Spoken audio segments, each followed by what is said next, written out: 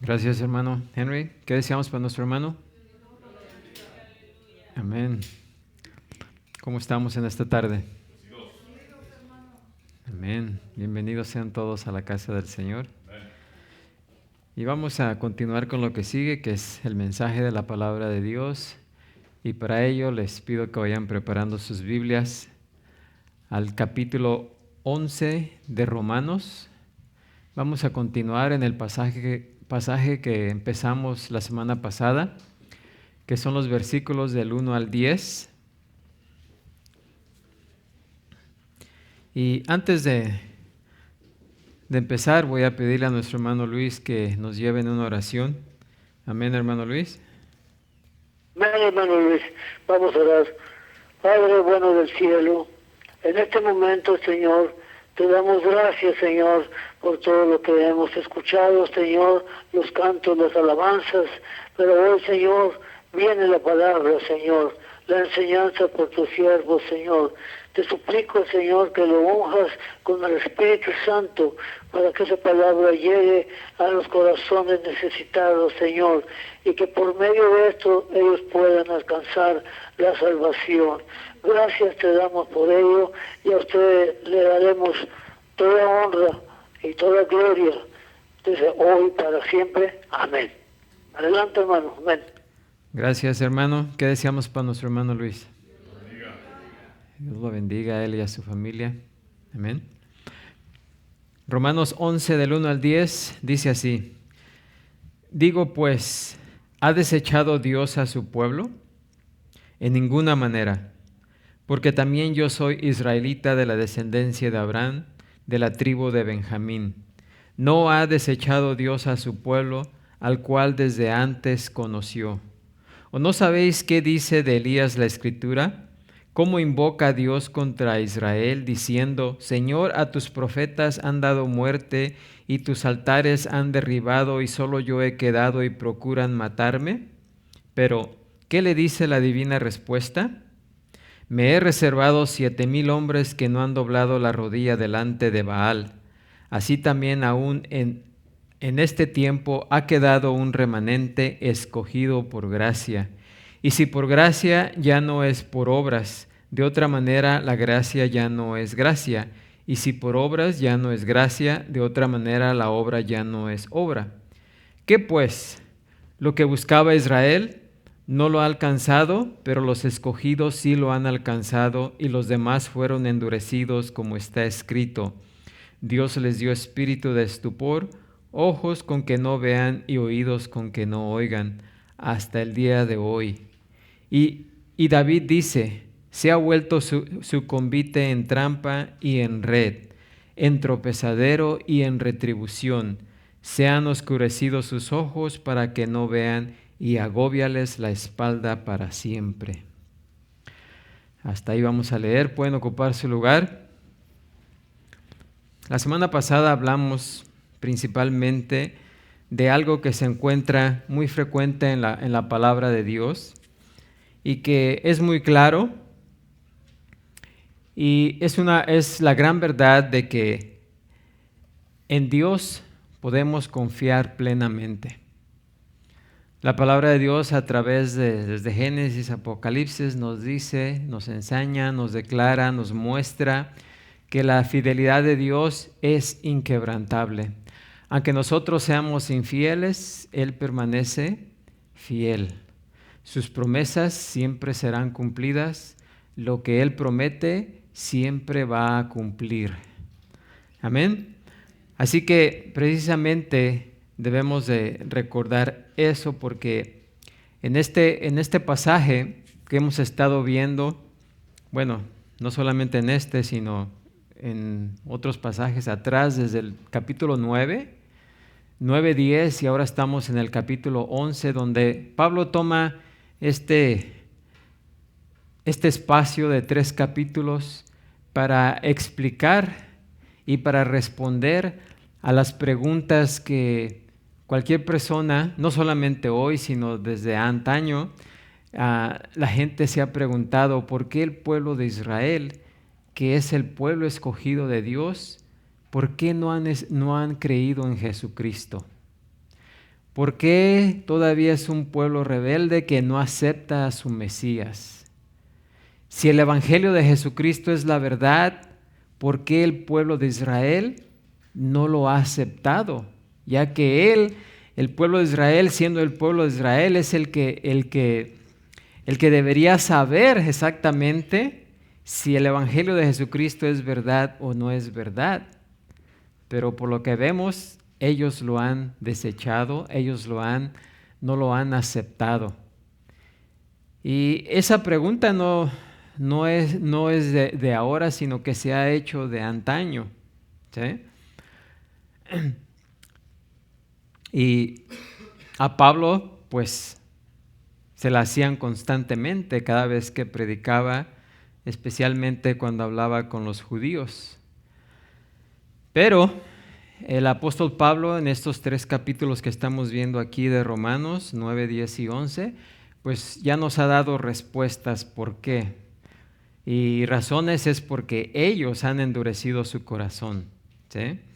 Porque ellos han decidido ignorar sus propias escrituras, las escrituras que Dios le dio a su pueblo, las han ignorado y no las han aceptado.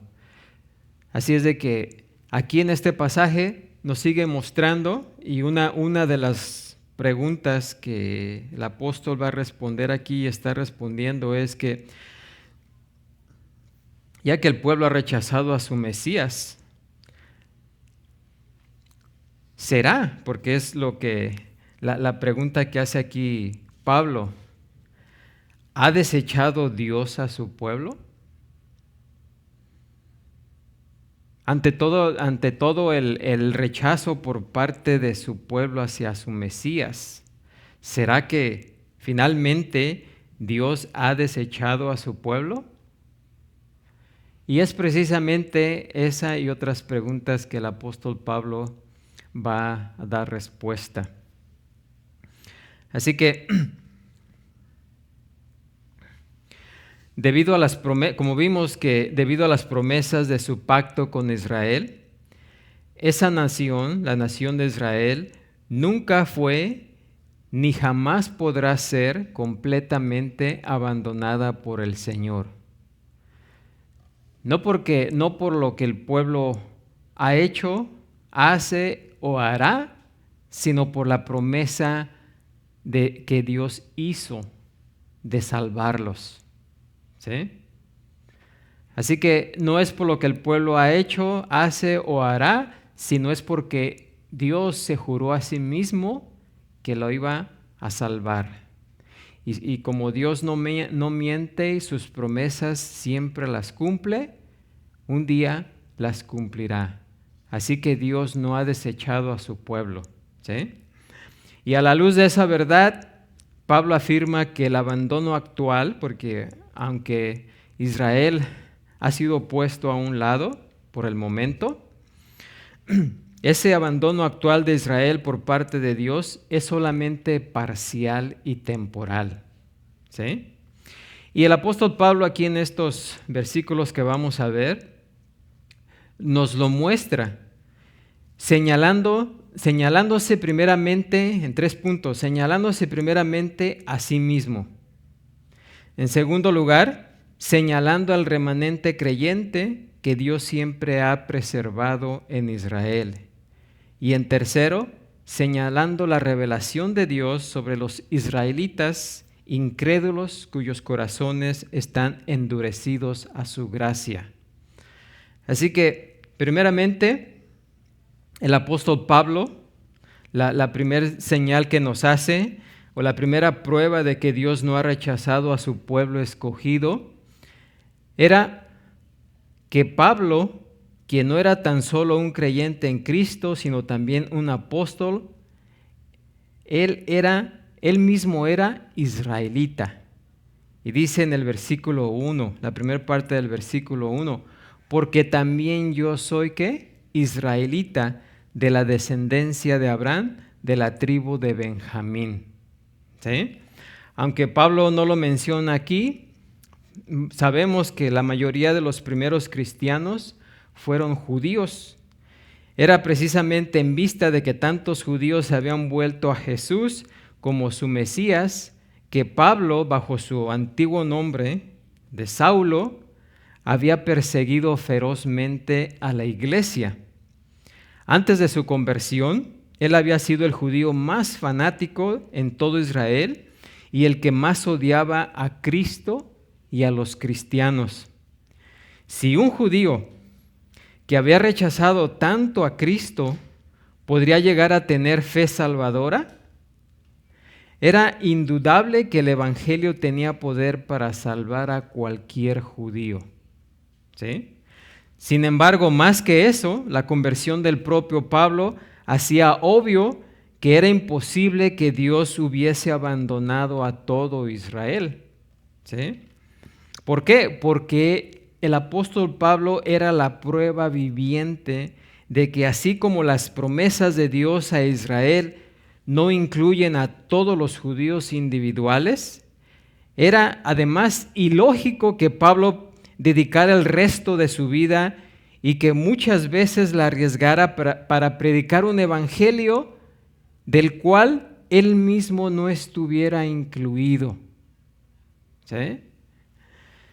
Pablo no era un judío que se había hecho judío, no era judío porque él había sido prosélito, o sea que no hubiera nacido judío, sino como muchos gentiles se convertían al judaísmo. Pablo no era de esos, Pablo no era un prosélito, sino que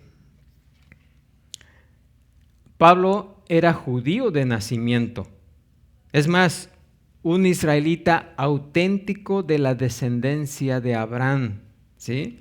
Es probable que Pablo estuviera hablando sobre los judaizantes, ¿verdad? Cuando afirma esto, quienes también eran falsos apóstoles, obreros fraudulentos que se disfrazaban como apóstoles de Cristo. Cuando preguntó a los corintios, allá en 2 Corintios 11:13, ¿son hebreos? Yo también. ¿Son israelitas? Yo también. ¿Son descendientes de Abraham? Yo también. Pablo no solamente pertenecía a la descendencia de Abraham, sino que además era miembro de la tribu de Benjamín, que era una de las tribus más favorecidas de Israel, juntamente con Judá. En especial porque no se desviaron como se desviaron los demás. Pablo hizo otra mención de esa distinción en su carta dirigida a la iglesia de Filipos, cuando declaró allá en Filipenses 3:4, dice, aunque yo también tengo de qué confiar en la carne, si alguno piensa que tiene de qué confiar en la carne, dice, yo más. Y aquí menciona todo lo que Pablo tenía su confianza puesta anteriormente. Dice, yo más, circuncidado al 8º día, del linaje de Israel, de la tribu de Benjamín, hebreo de hebreos, en cuanto a la ley, fariseo, en cuanto a celo, perseguidor de la iglesia, en cuanto a la justicia que es en la ley, irreprensible. ¿Sí? Así que Pablo no era un prosélito, era alguien que había nacido judío de nacimiento. Ahora, no obstante, el ser de la tribu de Benjamín no era más que una distinción terrenal que, al igual que los demás títulos o atributos mencionados aquí, él llegó a estimar todo eso, dice en el versículo 8 de Filipenses 3, como pérdida, dice, por la excelencia del conocimiento de Cristo Jesús, mi Señor, por amor del cual lo he perdido todo y lo tengo por basura para ganar a Cristo. Pablo antes dependía de todas esas cosas, pero cuando llegó a conocer al Señor Jesucristo, ninguna de esas cosas ya le importó más, ¿sí? Porque entonces llegó a conocer la verdad, llegó a conocer a Cristo, ¿sí? Y eso sucede con toda persona que conoce a Cristo. Porque alguien que no conoce a Cristo dice, bueno, mis buenas obras, me porto bien, no hago mal, no robo, no hago esto. Y pues de alguna manera Dios se va a fijar en mí, ¿verdad? Me va a llevar allá con Él. Y está dependiendo de todas esas cosas. Pero realmente cuando venimos a conocer a Cristo decimos, nada de eso vale, nada de eso cuenta, sino el conocimiento de Jesucristo, de saber quién es Él y qué es lo que Él hizo por mí. Amén. Así que si Pablo fue un judío que persiguió a la iglesia y a Jesucristo, y aún así fue redimido por Jesucristo, por el mismo Jesucristo, pues de la misma manera podemos esperar que el pueblo de Israel un día va a ser ¿qué? Salvo. Amén. Así que Dios no ha desechado a su pueblo. Versículos 2 al 7, primera parte del versículo 7, nos habla del remanente. Dice, no ha desechado Dios a su pueblo, al cual desde antes conoció. ¿O no sabéis qué dice de Elías la Escritura? ¿Cómo invoca a Dios contra Israel, diciendo, Señor, a tus profetas han dado muerte y tus altares han derribado, y solo yo he quedado y procuran matarme? Pero, ¿qué le dice la divina respuesta? Me he reservado 7,000 hombres que no han doblado la rodilla delante de Baal. Así también aún en este tiempo ha quedado un remanente escogido por gracia. Y si por gracia, ya no es por obras.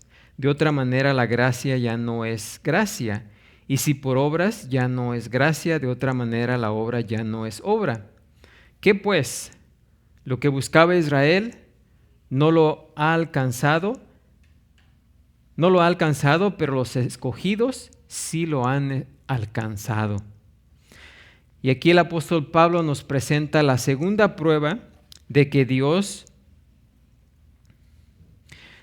ha dejado a un lado a Israel, pero de modo parcial. Y es en que el Señor siempre ha preservado un remanente para Él. A través de la historia, siempre el Señor ha preservado un remanente. ¿Y qué es un remanente? Bueno, puede ser un pequeño grupo de personas que a través de la historia siempre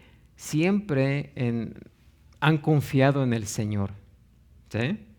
En algunas veces eran más, en algunas veces eran menos, pero siempre ha permanecido un pequeño grupo de personas que confían y siguen confiando y seguirán confiando, ¿verdad? En el futuro habrá otros pequeños grupos de personas que permanecerán confiando en Dios. Amén.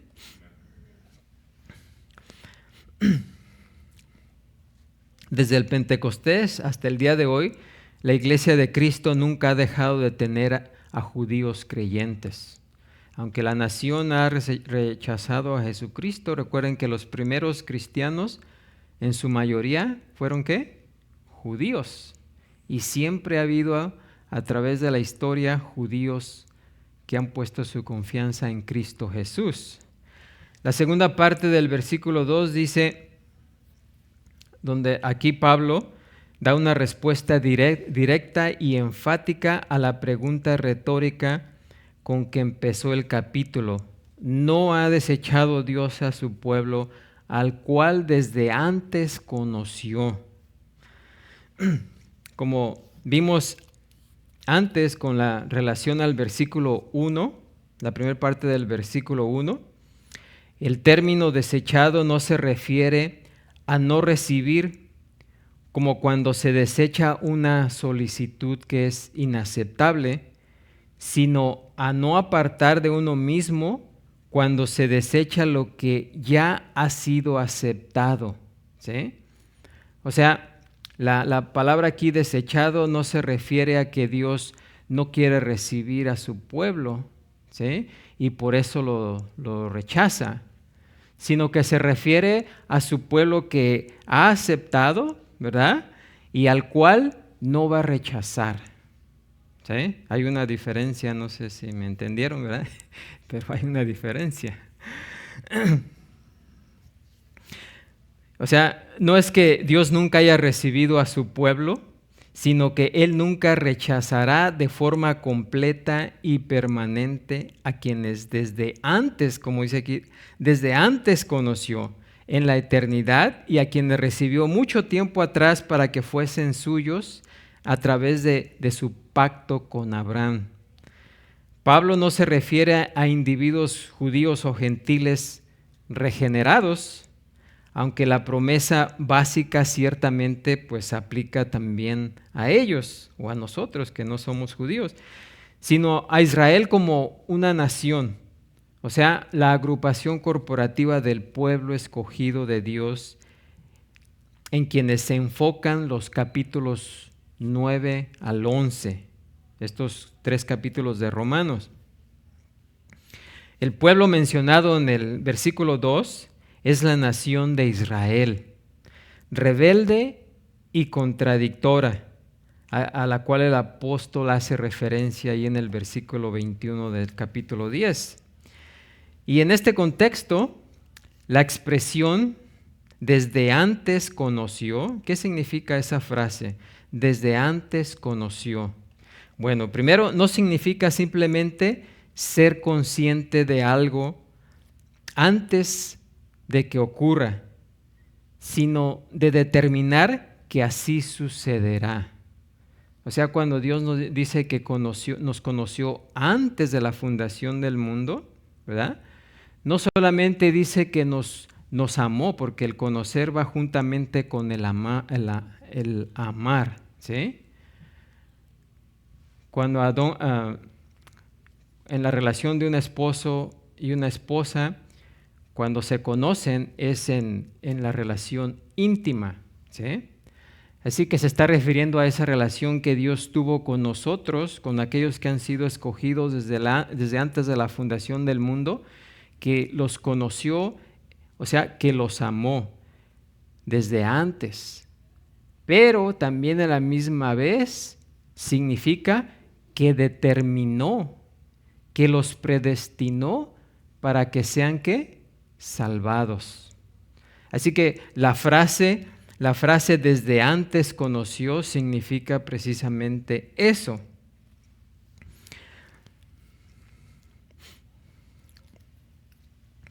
El conocimiento anticipado de Dios es un concepto que se aplica muchas veces a su relación íntima y amorosa con todos aquellos a quienes llamó a sí mismo, como dice en Efesios 1:4, antes de la fundación del mundo.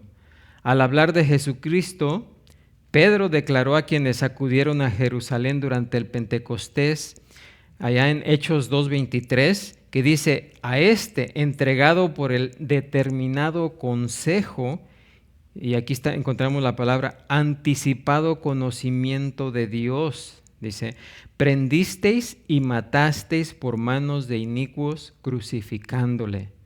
O sea, el hecho de que Jesucristo fue crucificado no fue por accidente, fue predeterminado antes de la fundación del mundo, ¿sí? Así que en ese mismo aspecto se refiere a los que antes conoció, ¿sí? El plan predeterminado de Dios y su conocimiento anticipado son sinónimos, ¿sí? Para Dios, conocer de antemano equivale a preordenar y a predeterminar, ¿sí? Pedro habla acerca de los creyentes como aquellos que han sido elegidos, como dice en 1 Pedro 1:1, elegidos según la presciencia de Dios Padre. Presciencia, también conocimiento anticipado. Así que el hecho de que Dios conozca por anticipado a quienes serán salvos se equipara con su predestinación de quienes habrán de salvarse, ¿sí? Porque ya vimos anteriormente aquí en esta carta de los Romanos, en el capítulo 8, los versículos 29 y 30, dice, porque a los que Dios antes conoció, ya nos explicó Pablo en esta epístola, también dice, los predestinó para que fuesen hechos conforme a la imagen de su Hijo, para que Él sea el primogénito entre muchos hermanos, y a los que predestinó, a estos también llamó, y a los que llamó, a estos también justificó, y a los que justificó, a estos también, ¿qué? Glorificó. Esto fue predeterminado de aquellos que han sido salvos, ¿verdad? Por el anticipado conocimiento de Dios, ¿sí? Y Él mismo predeterminó que iban a ser, ¿qué? Salvados. Y que iban a ser un día, ¿qué? Glorificados. Amén. Así que Israel es la única nación a la cual Dios ha conocido por anticipado y predeterminado para ser su pueblo y los recipientes de su amor y gracia, pero, como dijo, pero tú eres pueblo santo para Jehová tu Dios, como declaró Moisés a Israel. Y en Deuteronomio 7, 6 al 8 dice, Jehová tu Dios te ha escogido para ser un pueblo especial, hablando de Israel, más que todos los pueblos que están sobre la tierra. No por ser vosotros más que todos los pueblos os ha querido Jehová y os ha escogido, pues vosotros erais el más insignificante de todos los pueblos, sino por cuanto Jehová os amó y quiso guardar el juramento que juró a vuestros padres. O sea, ahí claramente nos explica en Deuteronomio Moisés, ¿verdad? Que el pueblo de Israel no fue escogido por que fuera el mejor de todos los pueblos sobre la tierra, sino simplemente porque Dios decidió depositar su amor en ese pueblo, sin importar cómo eran, ¿sí? Porque Él puso su amor en ellos y predeterminó que los iba ¿qué? A salvar. Amén.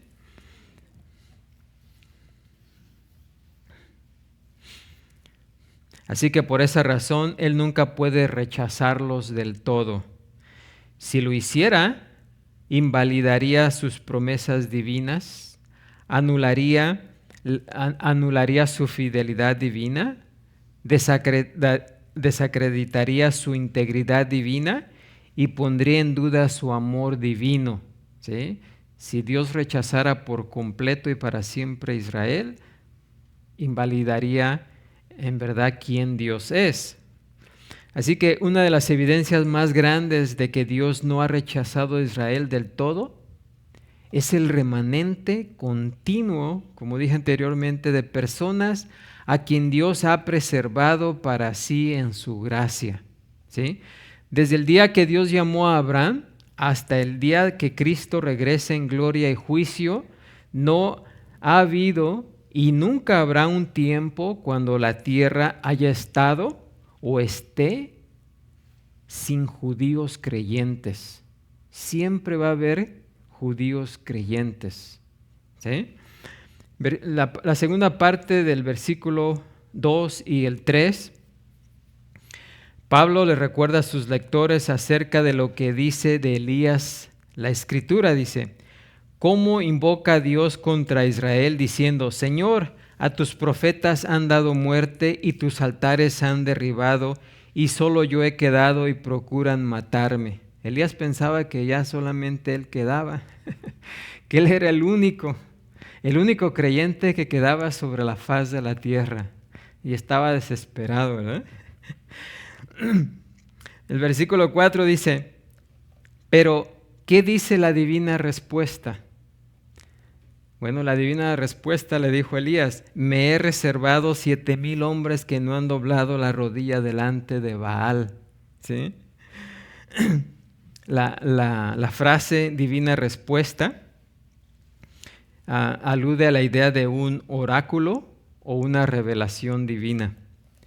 y por medio de su palabra directa, el Señor reafirmó a Elías con la noticia de que había otros 7,000 hombres que permanecían fieles al Dios verdadero y que no habían doblado la rodilla delante del Dios pagano de Baal, a quien, como saben, la perversa Jezabel y sus sacerdotes habían llevado a la mayoría de Israel a rendir culto, ¿sí? Cuando el Señor llamó a Isaías también a predicar, cuando llamó a Isaías para predicar, le advirtió al profeta que la mayoría de sus oyentes no acatarían su mensaje ni se arrepentirían, y que apenas un reducido remanente santo permanecería hasta el final, como el tronco que queda cuando se corta un árbol. Imagínense que Dios mande a uno de nosotros y nos diga: a todo aquel que le prediques, ninguno va a aceptar, ninguno va a escuchar. Pues así le dijo a Isaías, ¿sí? Y este pasaje de Isaías del Antiguo Testamento es el que más se cita en el Nuevo Testamento con referencia a eso. Se cita en Mateo 13:14, Marcos 4:12, Lucas 8:10, Juan 12:14 y Hechos 28:26. Y lo que dice, ¿verdad?, refiriéndose a Isaías, por ejemplo en Mateo 13:14 dice: de manera que se cumple en ellos, fíjense, la profecía de Isaías, o sea, lo que Dios le dijo a Isaías, que dijo: de oído oiréis y no entenderéis, y viendo veréis y no percibiréis, porque el corazón de este pueblo se ha engrosado y con los oídos oyen pesadamente y han cerrado sus ojos, para que no vean con los ojos y oigan con los oídos, y con el corazón entiendan y se conviertan y yo los sane. ¿Sí? Así que ese es uno de los versículos, son varios versículos que más se utilizan en el Nuevo Testamento, con referencia precisamente a que la mayoría no iba a escuchar el mensaje, no iba a atender el mensaje del Evangelio. Y se usa en repetidas ocasiones, ¿verdad?, para hacer énfasis en la verdad de que Dios ha cegado por dictamen judicial a aquellos de su pueblo escogido que por voluntad propia se han endurecido. ¿Para qué? Para no obedecer y se han enceguecido para no verle.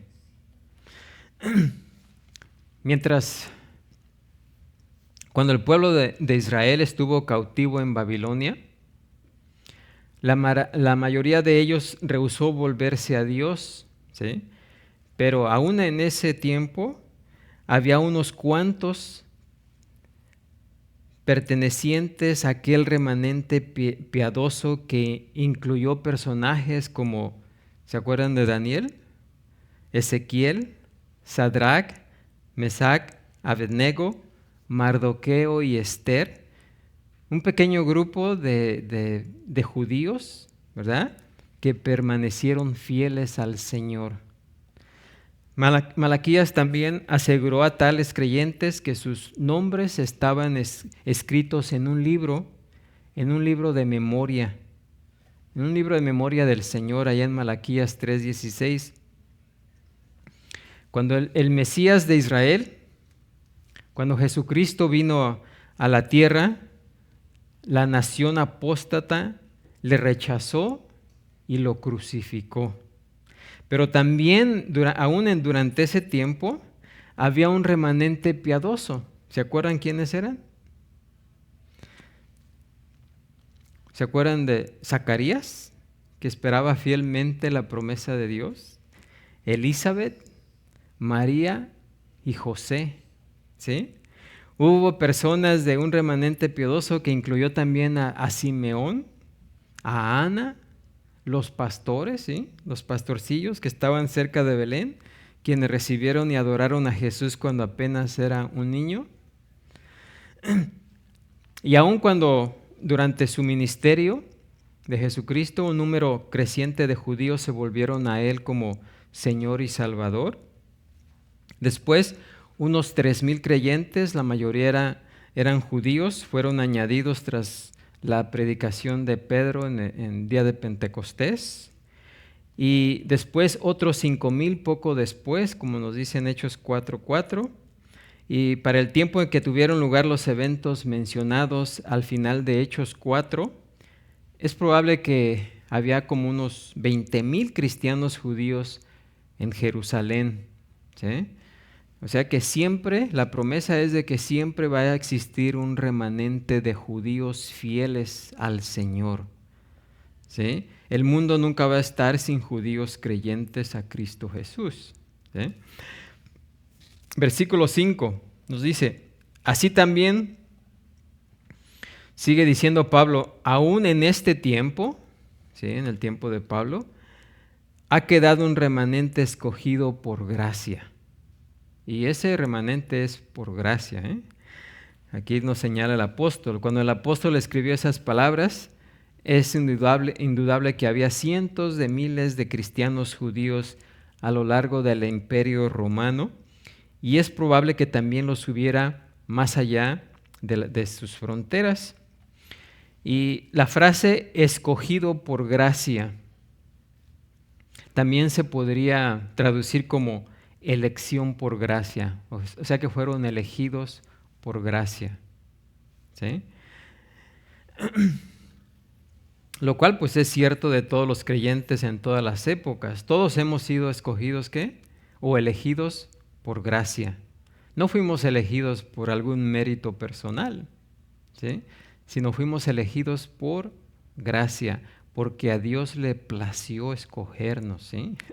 No porque Él haya visto algún mérito en nosotros. ¿Amén?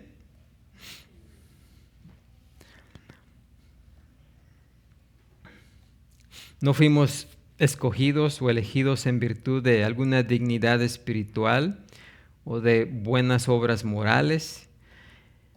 Nada de eso, sino que fuimos y siempre el remanente ha sido escogido por gracia. Es lo que nos dice Pablo, siempre por gracia.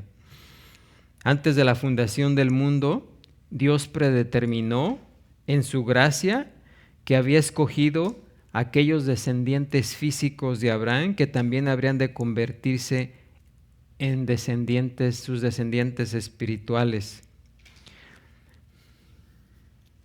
Como un miembro, ¿verdad?, de ese remanente escogido de judíos, Pablo nos explica en 2 de Timoteo 1:9, nos salvó y llamó con llamamiento santo.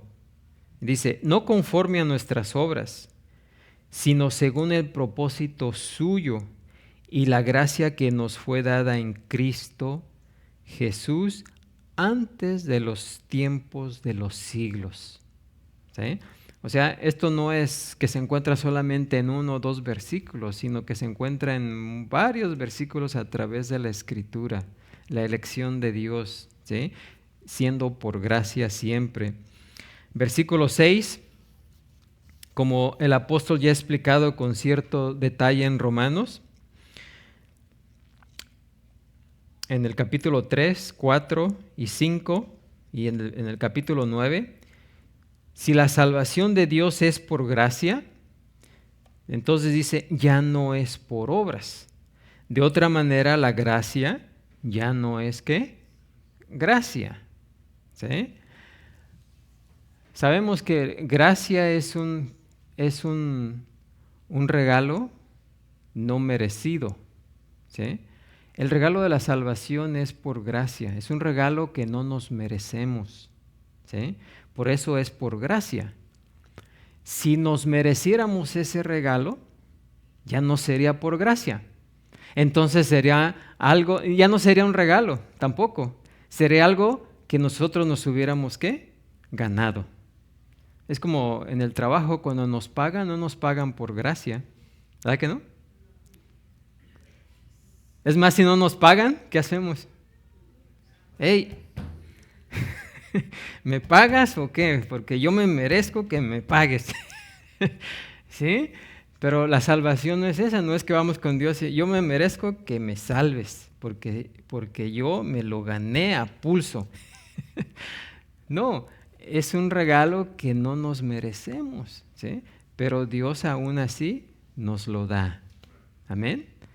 Y claro, se hace realidad cuando nosotros, ¿qué? Lo aceptamos, porque hay muchos que lo rechazan, ¿sí? Especialmente como el pueblo de Israel, que la mayoría ha rechazado ese regalo de gracia o por gracia, ¿sí? Así que por eso dice, si la salvación de Dios es por gracia, ya no es por obras. O sea, si es por gracia, no es por algo que nosotros hayamos hecho. De otra manera, la gracia ya no es gracia, ¿sí? Y luego en la versión de la Reina Valera, de otra manera, la obra ya no es obra. Eso no aparece en los textos originales. Parece que fue una nota que de alguna manera se incorporó al texto, ¿verdad? El versículo 7, la primera parte del versículo 7 sigue Pablo sigue diciendo para resumir lo que acaba de deslinear. Pablo pregunta, ¿qué pues? Y respondiendo otra vez a su propia pregunta contesta, lo que buscaba el Israel incrédulo no lo ha alcanzado, pero los escogidos, dice, por gracia sí lo han, ¿qué? Alcanzado. Porque, fíjense, Israel buscaba la salvación por gracia. No, Israel buscaba la salvación por méritos personales, por esfuerzos personales, por esfuerzos humanos. ¿Y qué dice ahí? Pero nunca la alcanzó, nunca la encontró. ¿Pero quién sí la encontró? Dice, no la ha alcanzado, pero los escogidos por gracia sí lo han alcanzado, ¿sí? Y la frase lo que buscaba indica una búsqueda intensa. ¿Sí? Los judíos buscaban a Dios intensamente, pero buscaban a Dios a su manera, como ellos querían, ¿sí? No como las escrituras decían, sino ellos querían encontrar a Dios como ellos querían, ¿sí? Y por ser así, no lo encontraron. Pero aquellos que no lo buscaban, ¿sí? Fueron escogidos por gracia y lo encontraron. Amén. Esos judíos del tiempo de Pablo eran fanáticos religiosos, ¿verdad? Que buscaban a Dios con sus propios esfuerzos. Dice, como nos dice en el versículo 2 del capítulo anterior aquí de Romanos 10, porque yo les doy testimonio de que tienen celo de Dios. ¿Sí? Los judíos eran celosos de Dios, pero no conforme a ciencia, ¿sí? No lo buscaban conforme a la palabra de Dios, sino lo buscaban como ellos querían. Por eso es que el celo de ellos siempre se ha enfocado en su propia justicia falsa antes que en la justicia verdadera de Dios. Dice el versículo 3, no se han sujetado a la justicia de Dios. Y en consecuencia, no reconocieron ni recibieron a Jesucristo, quien es, nos dice el versículo 4, el fin de la ley para justicia a todo aquel que cree. ¿Sí? Por otro lado, aquellos a quienes Dios había escogido para sí, ¿sí? ¿Quiénes eran ellos? Los gentiles, ¿verdad? En efecto, buscaron su justicia y la han alcanzado por gracia, ¿sí? La hemos alcanzado por gracia. Pero en los últimos tiempos, como podemos ver allá en Apocalipsis, Dios va a sellar para sí un remanente especial de 144,000 judíos, ¿sí? Quienes serán protegidos del anticristo y serán sus testigos durante esos días. ¿Para qué? Para llevar el mensaje, para llevar salvación a muchos más judíos y gentiles. Y entonces, como nos dice más adelante aquí en Romanos 11, versículo 26, entonces todo Israel será ¿qué? Salvo. Pero no nos confundamos, cuando dice todo Israel, no significa también que todos, ¿verdad? Significa todos aquellos que pongan su confianza en Cristo Jesús por gracia, ¿sí? No por esfuerzo propio, ¿sí? Pero entonces dice todo porque la mayoría van a venir a salvación, ¿sí? Porque también siempre van a existir personas que siempre van a rechazar el regalo de Dios, ¿sí? Y por último, ya para terminar,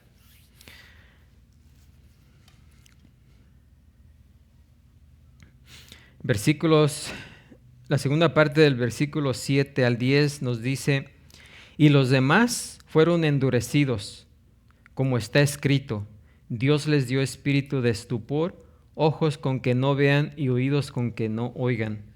Hasta el día de hoy, dice, y David dice, se ha vuelto su convite en trampa y en red, en tropezadero y en retribución se han oscurecido sus ojos para que no vean y agóbiales la espalda para siempre.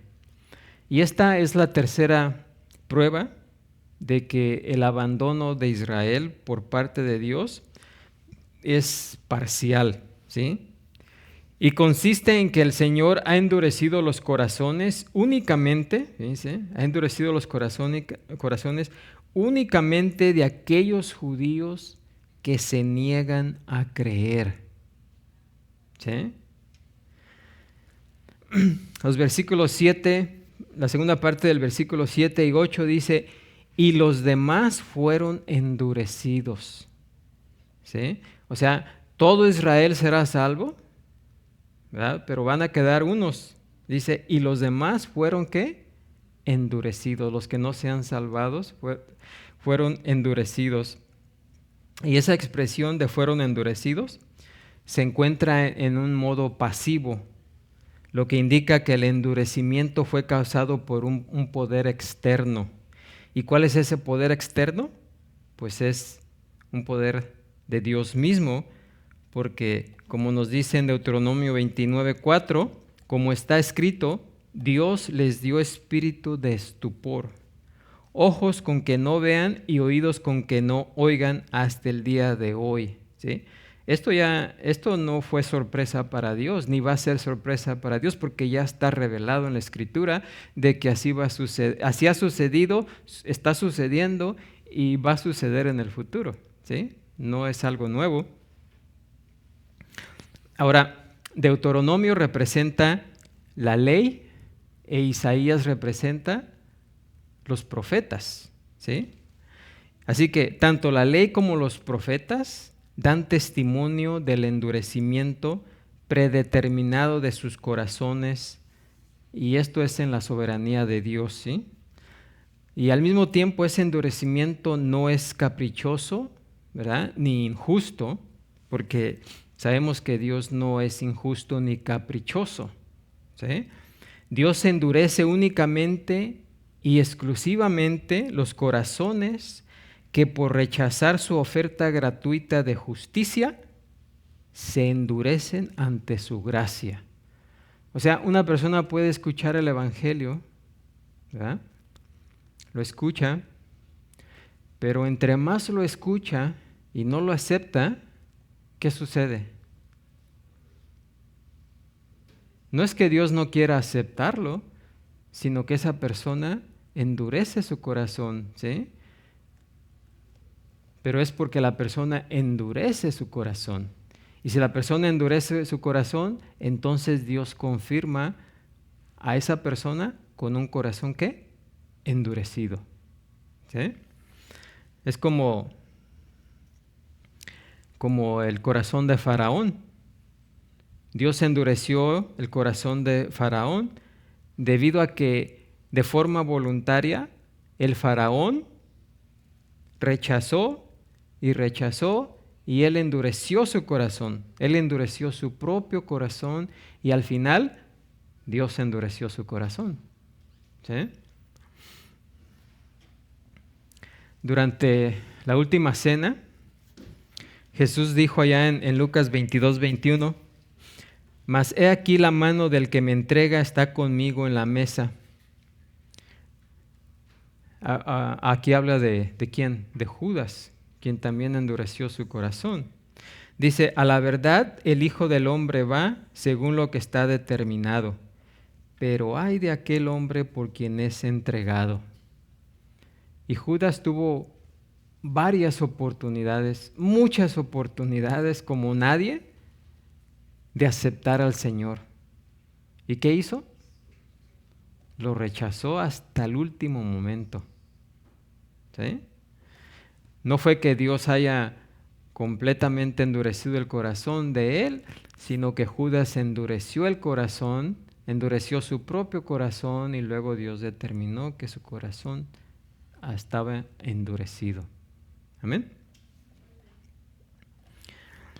Así que la justa predeterminación de Dios con respecto a la traición de Judas estaba conectada de forma inextricable con las intenciones injustas de Judas mismo, las cuales él es responsable. Judas es responsable, Judas no puede decirle, no, pues tú endureciste mi corazón. Nadie puede decirle a Dios, tú endureciste mi corazón para que no creyera en ti. ¿Sí? Nadie. Sino que Judas es responsable de haber endurecido su corazón, de haber rechazado a Cristo. Y ese pues es un grande misterio que cuando entre más nos ponemos a pensar en eso, menos lo comprendemos. ¿Ok? De cómo puede ser posible eso, pero la Escritura nos enseña eso y tenemos que aceptarlo tal y como es. El endurecimiento judicial del corazón de un hombre por parte de Dios nunca puede separarse del endurecimiento que ese hombre decide tener en su propio corazón. ¿Sí?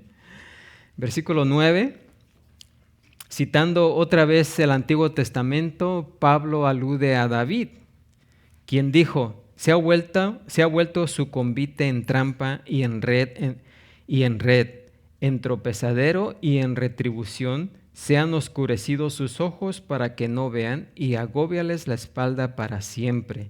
Eso se encuentra en el Salmo 69 y ese salmo es uno de los pasajes mesiánicos más maravillosos del Antiguo Testamento y uno de los salmos más citados en el Nuevo Testamento, juntamente con el Salmo 22. Es un lamento por el sufrimiento y la congoja del Mesías. También es imprecatorio y pronuncia una maldición sobre los enemigos de Dios que ocasionaron tal mortificación y tristeza. La palabra convite, ¿saben qué significa convite? ¿La han escuchado? ¿Convite? El convite de una persona se considera por lo general como un lugar de seguridad. Mi convite, mi lugar de refugio, mi lugar de seguridad. Ese es mi convite. ¿Sí? Pero también se refiere al festejo y sustento. ¿Sí? Y aquí nos dice, pero el convite de los impíos y justos en su propia opinión, ¿sí? O sea que el lugar seguro de aquellos que se creen justos en su propia opinión, dice que se convertirá en trampa y en red. ¿Sí? O sea, el lugar más seguro de una persona se convierte en su propia trampa, es lo que está diciendo. ¿Sí? Los judíos consideraban la palabra de Dios y en particular la Torá como su sustento espiritual y sin duda lo era, porque es la palabra de Dios. ¿Sí? Sin embargo, debido a su incredulidad y rebeldía, esa misma palabra se convirtió en juicio sobre sus cabezas. ¿sí? En tropezadero se convirtió en tropezadero y en retribución. Y uno de los aspectos más tristes de la historia humana es que demasiadas personas depositan su confianza en aquello que precisamente los condena. ¿Sí?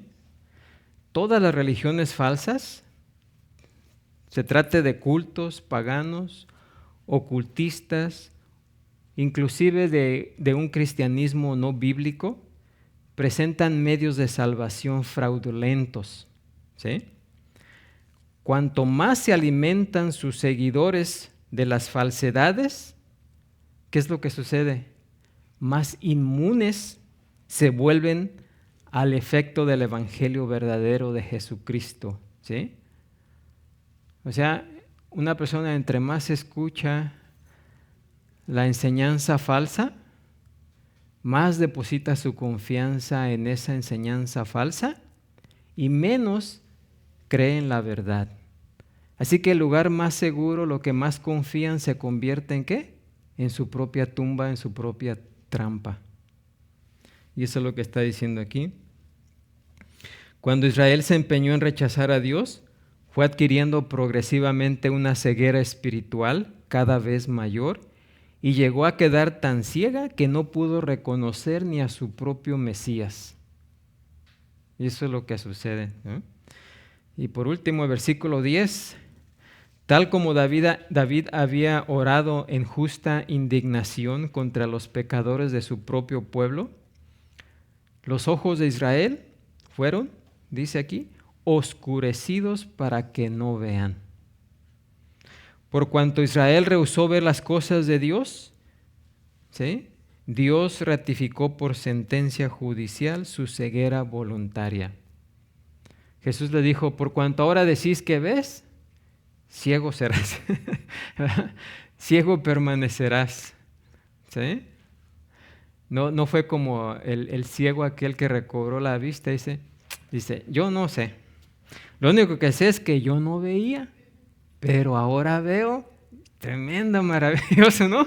Yo no sé, yo antes no veía, pero ahora veo.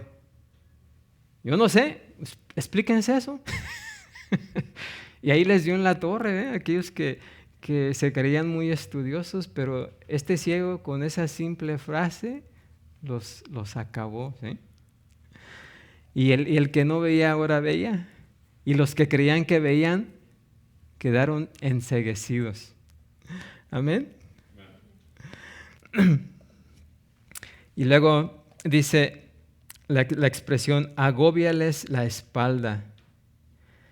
Agóbiales la espalda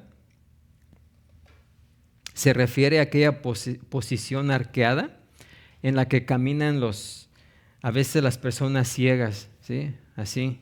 Agóbiales la espalda, o sea, que se andan encorvados, ¿no? Porque andan a tientas, ¿sí? Andan a tientas buscando por dónde ir y en un sendero que no pueden ver y que lleva para siempre al destino que no están buscando. ¿Sí? Así que ahí tenemos la tercera razón por la cual el pueblo de Israel no ha sido abandonado por Dios. ¿Sí? Porque los que no creen porque se han negado a creer. Pero los que crean, todos van a ser ¿qué? Salvados. ¿Amén? Tremendo. Bueno, pues ahí terminamos con este pasaje. Vamos a ponernos de pie y ser despedidos.